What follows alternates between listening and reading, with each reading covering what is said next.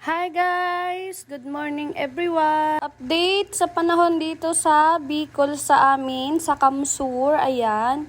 Sumikat na yung araw ngayong umaga. Kaso guys, ang dilim pa din ng kalangitan. Baka mamaya umulan ulit siya. Pero bago nga kami mag-igib ng kapatid ko, umuulan kanina. Bago kami matapos mag-igib, ayan, na yung panahon, wala naman ng makulimlim na lang guys. Kaya sabi ko nang mangunguha ako ng kangkong. Ayan.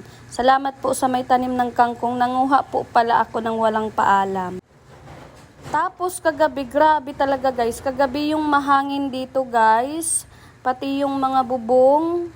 Tsaka nga yung bintana ko ay kumakalabog siya kagabi. Pero ngayon tingnan nyo naman ang aliwalas na ng langit. Sana nga tuloy-tuloy na yung init. Pero yung mga estudyante is wala na pong pasok dito ngayon. Ayan, sinabilin o mahiguson. Yun lang guys. Bye!